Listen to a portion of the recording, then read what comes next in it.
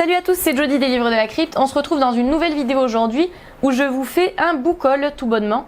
Voilà, je vais vous présenter mes derniers achats et les prochaines lectures que je vais effectuer du coup, puisque ce sont mes derniers achats. Beaucoup d'horreur pour ce book haul. Voilà, j'avais envie vraiment de me remettre dans l'horreur pure et dure là. Voilà, je ne sais, voilà, que voulez-vous, je suis mes envies. Voilà. Bon après vous allez rigoler quand je vous lis ça parce que vous allez vous dire mais tu lis tout le temps de l'horreur. Je dis oui c'est vrai effectivement. Mais j'avais envie de me remettre un petit peu voilà, dans vraiment du bon classique de l'horreur quoi.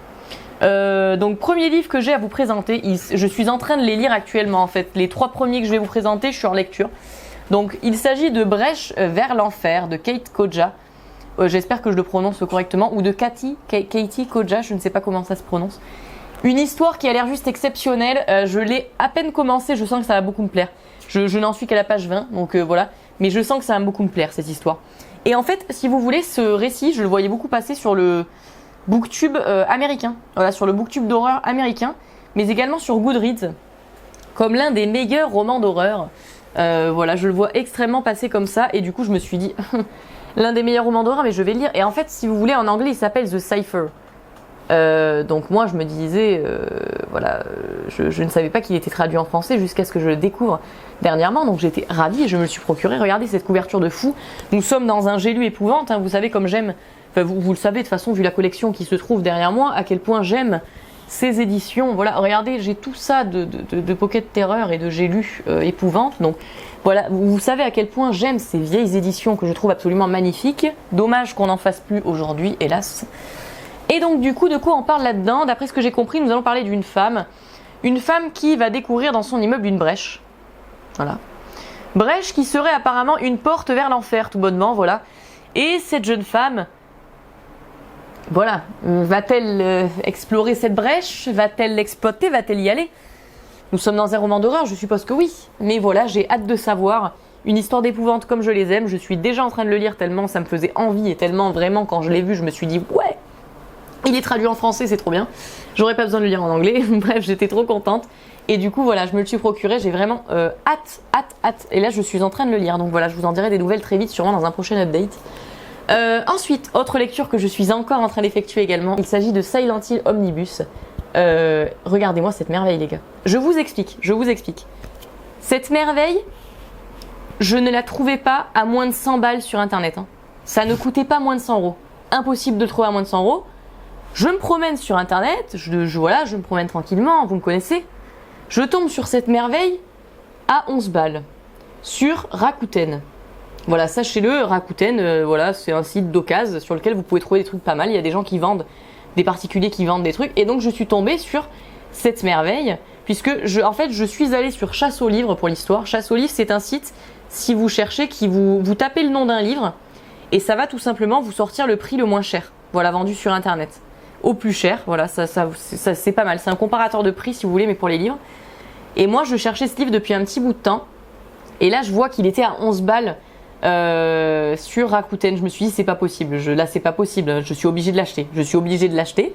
Voilà, donc là, clairement, j'ai pas eu le choix. Je me le suis procuré parce qu'avant ça, impossible de le trouver à moins de 100 balles. Je ne sais pas pourquoi.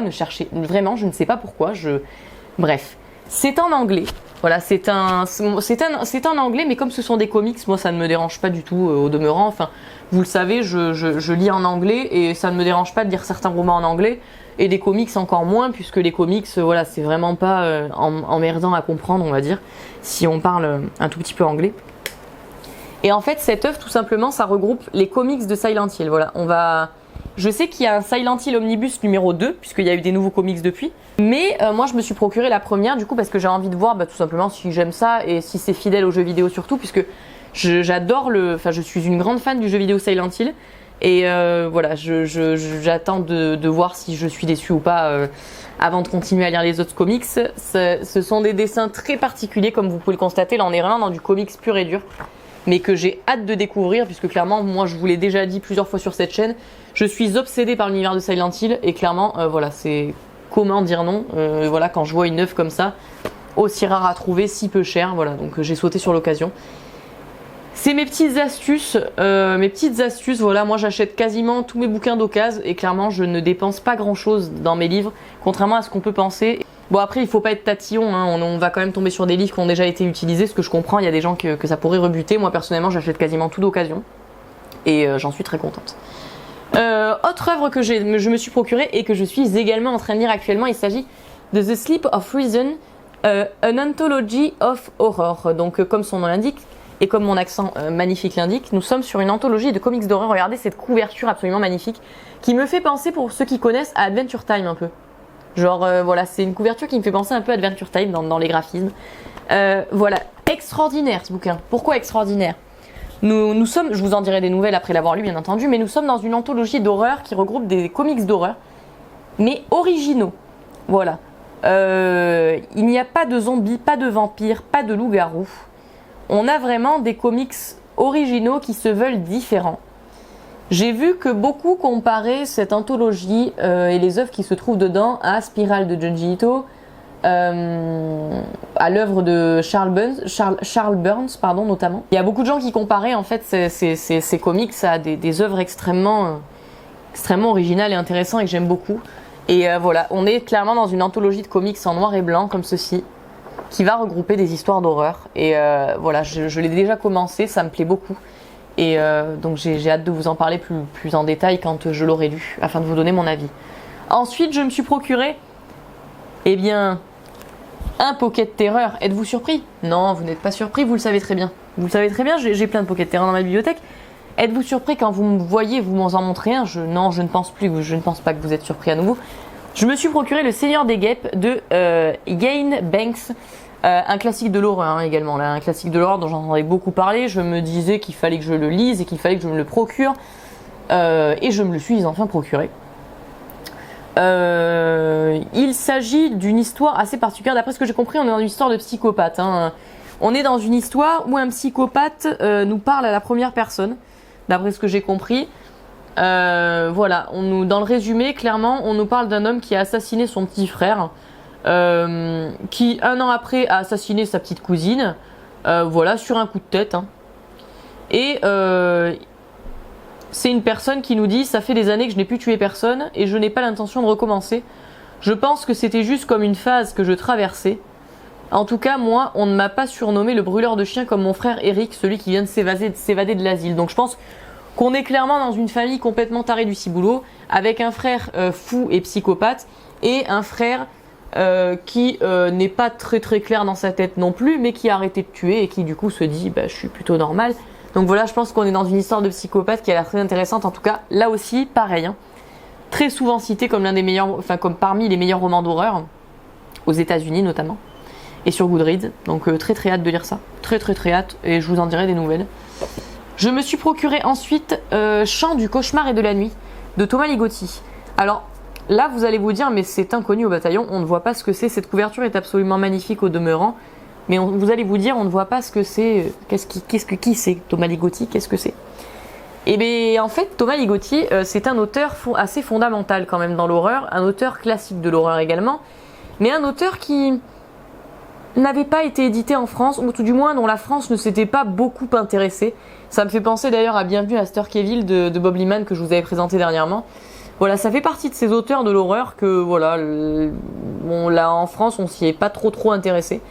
Et pourtant, il paraît que c'est exceptionnel. Et ici, on est clairement dans un recueil de nouvelles horrifiques.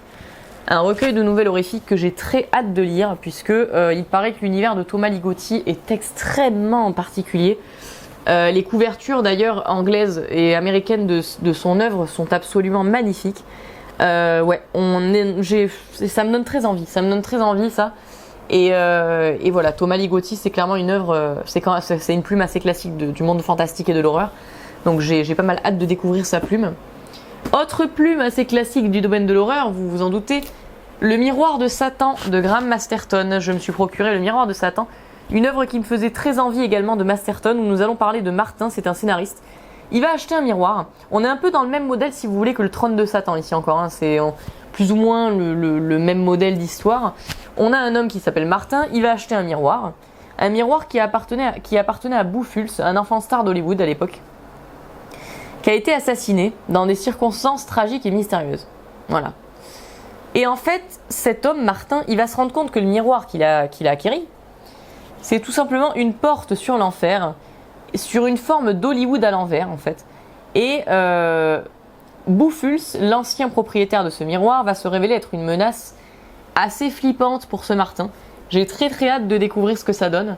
Ça a l'air on est clairement dans les romans d'horreur classiques, voilà, classiques de l'époque. Hein, voilà, et ça a l'air divertissant, amusant, très sympatoche. Toujours dans les classiques, je me suis procuré Récits gothiques de Bram Stoker.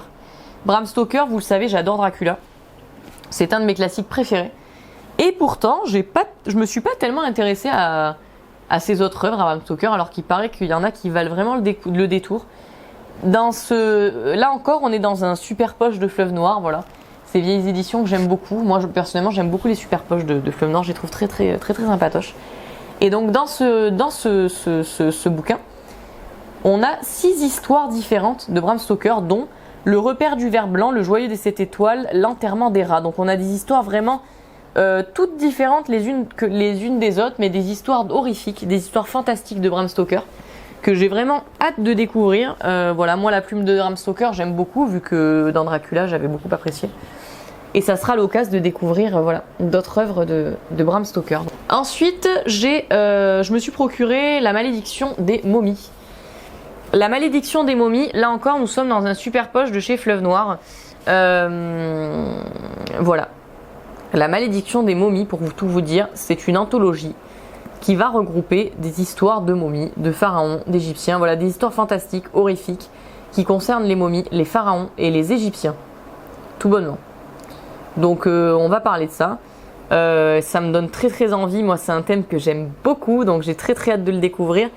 Sachant qu'on a la plume quand même de Robert Bloch là-dedans. Moi, j'aime bien la plume de Robert Bloch, donc ça m'intrigue d'autant plus. On a un roman et 5 nouvelles, voilà, dans ce récit, donc quand même pas mal de choses à se mettre sous la dent. Autre œuvre que je me suis procurée, du coup, il s'agit de La Bête aveugle de Edogawa Rampo.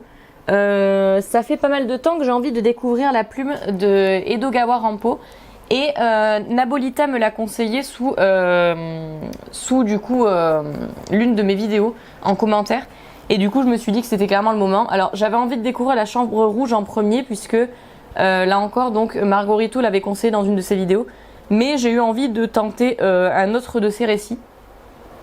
Ici, La Bête aveugle nous conte l'histoire tout simplement d'un homme qui est un masseur. Voilà, ce masseur est aveugle, comme le nom de ce roman l'indique. Et en fait, il est fasciné par la perfection du corps féminin. Et il va rencontrer une femme sur laquelle il va appliquer ses pulsions un peu malsaines, voilà. Donc je suppose qu'on est dans quelque chose d'assez particulier, une histoire peut-être de séquestration d'un homme, d'un psychopathe, hein, tout bêtement, voilà, mais que j'ai très hâte de découvrir, puisqu'il paraît que Rampo, clairement, voilà, c'est un auteur à suivre, et c'est un auteur à lire. C'est un auteur classique, c'est un auteur classique du policier, donc je pense que voilà, ça vaut vraiment le coup. D'ailleurs, son nom d'écrivain est un hommage à Edgar Allan Poe, puisque quand on le dit vite, Edogawa Rampo, ça donne un petit peu la même sonorité. Donc j'ai trouvé ça assez amusant, et voilà, j'avais très envie de découvrir une œuvre de sa plume, donc on verra bien ce que ça donne. C'est vraiment un écrivain voilà, qui me faisait envie. Je pense que je lirai celui-là, et si ça me plaît, je continuerai avec La Chambre rouge. Mais voilà. Je me suis procuré ensuite Le musée du silence de Yoko Ogawa. J'avais envie de lire de la littérature asiatique en fait, mais je ne savais pas par où pour commencer, sachant que je voulais rester tout de même dans mon style de lecture. Et ce livre a l'air clairement parfait pour ce style de lecture-ci. J'ai l'impression que nous sommes dans un livre ici assez sombre, assez étrange. On va parler d'un jeune muséographe qui vient d'entrer en fonction dans un manoir aux confins du monde, et qui, sous la direction d'une vieille dame plutôt étrange, devra recenser, agencer, mettre en scène une collection de vestiges d'une intimité disparue et soutirée aux défunts du village voisin. Donc en fait, ce sont des objets de mort, hein, voilà, qui ayant appartenu à des morts et volés quelques heures après la mort de leur propriétaire. Et donc du coup, on est clairement dans un récit un petit peu sombre, un petit peu glauque, un petit peu étrange, que j'ai hâte de découvrir, avec une ambiance assez spéciale. On verra ce que ça donne, mais ça me faisait très très envie. Alors ensuite, autre œuvre que je me suis procurée sur les conseils du coup de Nabolita. Il s'agit de La Bête humaine de Zola. Voilà, j'avais envie de lire des classiques un petit peu sombres. Et paraît-il que ce classique de Zola est un classique assez sombre, voilà, avec notamment un personnage qui est un serial killer à l'intérieur. Et voilà, un roman assez sombre, paraît-il, de la plume de Zola. Et moi, j'avais envie de retenter Zola, puisque c'est un auteur à côté duquel je suis totalement passée quand j'étais au collège et au lycée. Voilà, je ne me suis pas du tout intéressée à ce que je lisais de lui, et j'étais pas du tout dedans, quoi. Donc j'avais vraiment très envie de découvrir sa plume, et je pense que La Bête humaine, ce sera l'occasion de retenter avec Zola. Par la suite, je me suis procuré également œuvre complète de Thomas Owen. Thomas Owen, c'est un des disciples de Jean Rey. Voilà, c'est encore un écrivain assez classique, hein, voilà, de l'horreur et du fantastique. Et en fait, son œuvre a été regroupée sous des éditions comme ça, voilà, des volumes au volume Lefranc. Et en fait, voilà, ce sont des éditions où ils ont regroupé son œuvre. Donc ici, c'est le numéro 1. Il me semble qu'il y a 4 ou 5 volumes comme ceci qui regroupent son œuvre. Et voilà, j'avais très envie de découvrir l'œuvre de Thomas Owen, j'en entends beaucoup de bien. Ici, nous avons principalement des nouvelles d'horreur, hein. Donc là, on verra ce que ça donne, mais c'est une plume voilà, classique que j'avais envie de découvrir. Et enfin, le dernier, je me suis procuré Dans la maison de Philippe Leroy, car pour ceux qui ont suivi mes aventures sur Instagram, j'avais commandé ce livre sur Momox. Et en fait, je ne m'en étais pas rendu compte. Mais au moment de le sortir de ma bibliothèque, je me suis rendu compte qu'il manquait 100 pages à la fin de ce livre. Ce qui est extrêmement frustrant, car j'avais envie de le lire, mais si je le lisais, j'aurais jamais eu la fin. Donc je me le suis racheté. Oui, je me le suis racheté, car je m'en suis rendu compte trop tard. Donc voilà. Heureusement pour moi, je l'ai payé que 4 € ce livre. Voilà, je l'ai payé que 4 €. Et heureusement pour moi, parce que j'avais bien le seum quand j'ai voulu le lire et que je me suis rendu compte qu'il manquait 100 pages. Ce roman, il est catégorisé young adulte, donc je sais pas trop à quoi m'attendre.